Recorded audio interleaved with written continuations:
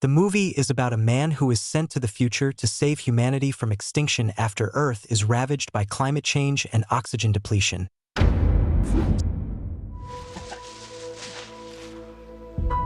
This is going to hurt.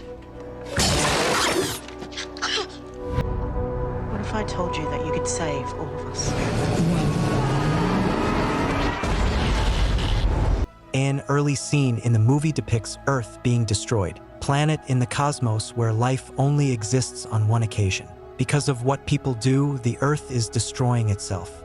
Overpopulation in many parts of the planet is the main contributing cause.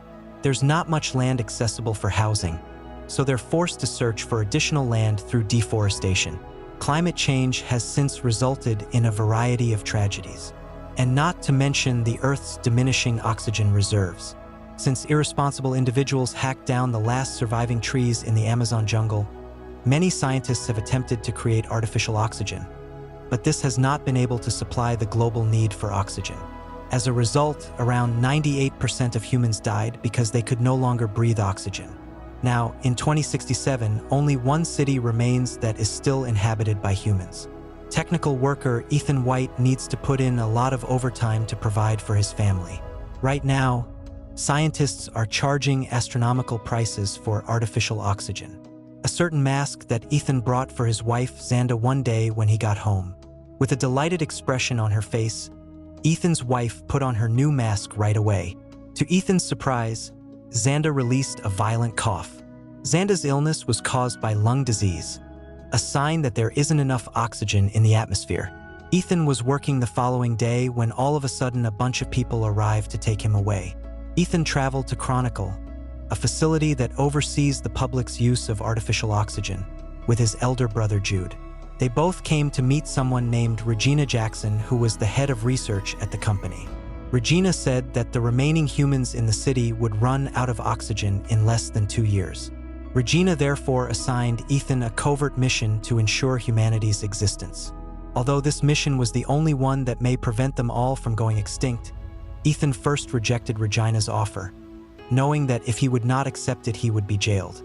Finally, Ethan had to agree to the covert mission. As part of this task, Ethan had to use Chronicle's time machine to go to the future. If they travel into the future, they run a serious chance of being unable to return. It must be Ethan's time to say goodbye to his wife and his entire existence. Regina made her decision based on a message she got from the future, which requested that Ethan be a part of the expedition. The message comes from 400 years in the future, indicating that humans are still survivors of the oxygen crisis.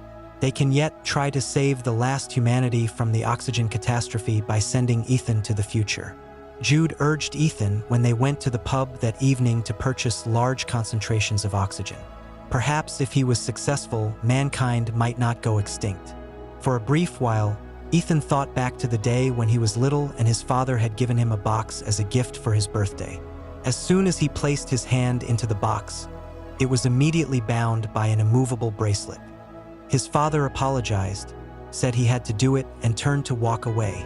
Richard, Ethan's father, hasn't seen up since.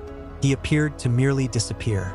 Long story short, the day he had been waiting for finally arrived. Ethan left, leaving a message on the bed. He couldn't bear to say goodbye to his wife directly. Before leaving, Ethan must wear protective clothing so he can survive the mission. When everything was prepared, Ethan received a gadget from Billy, the time machine operator, that would record everything he experienced. Ethan moved off into an unknowable future. See you soon, brother.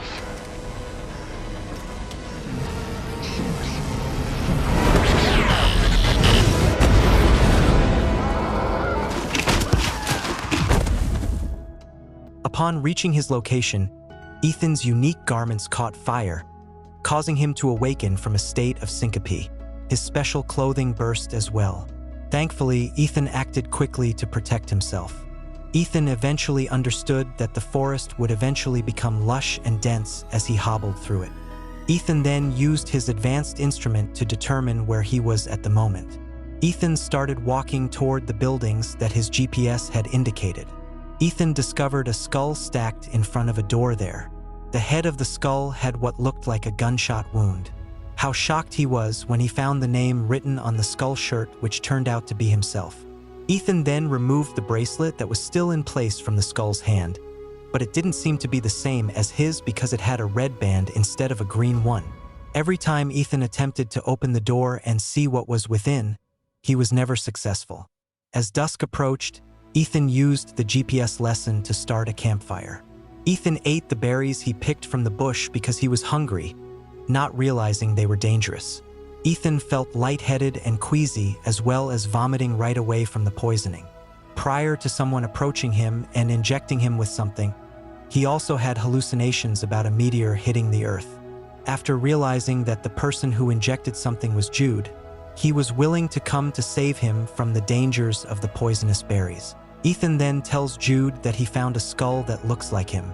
Given that Ethan is standing directly in front of Jude, Jude doesn't think the skull represents him. Then, they followed the GPS's instructions until they came to a door on the opposite side. They succeeded in opening the door. Ethan went inside and turned on a computer. The light turned green and the bracelet suddenly grasped his hand. The machine was able to identify Ethan's DNA right away. The bracelet seems to be helpful in initiating the time machine that his father created a long time ago. The computer then started playing a clip depicting Richard's successful creation of a time machine. He then transmitted a signal into the future. How surprised he was to get a reply from the message to send Ethan to the future. Suddenly, the energy running the time machine weakened, making the time machine function for only about 4 hours. Ethan and Jude must immediately find the person who sent the message. This is to investigate methods for rescuing the planet in 2067. They eventually reached a city where they had previously lived after traveling a considerable distance on foot. However, the city had now been abandoned, and wild plants had taken over every building. After that, the two of them carried on and entered the lifeless city. The scene before them was a somber one, with several human skulls strewn all over the place. Even a skull wearing an oxygen mask was still perched next to the oxygen machine. This suggests that there is no longer any oxygen left on Earth, which means that everyone will perish from lack of oxygen. Then Ethan went into a house, which was his actual residence in the past. He discovered Xanda's body, which had turned into a skull with something in her hand. What Xanda was holding turned out to be a piece of writing. She really hoped that Ethan would be with her at that time. Immediately, Ethan remembered his past, where Ethan's father left him and his mother, and with that, the two departed. While traveling, they were unexpectedly stopped by several offenders, who shot Ethan's mother dead after pointing a pistol at her. Ethan was breathing heavily after they removed his oxygen mask. Fortunately, assistance arrived in the form of more oxygen. Jude was that individual. Let's get back to the present. Jude was the one who shot Ethan in the future, as he discovers as he begins to cool off. They were unaware of the actual events, though.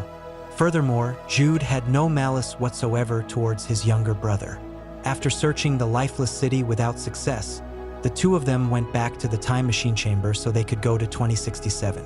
However, Ethan instead found another recording where it appeared that Ethan's father had been killed by Regina because his father did not agree with Regina's evil plan. Regina believes that she can save mankind by teleporting to the future, but Richard is certain that there must be a safer way to go because teleporting that many people at once involves significant hazards. Apparently, Richard wanted only Ethan to be able to launch his time machine, which is why he handed his son the bracelet.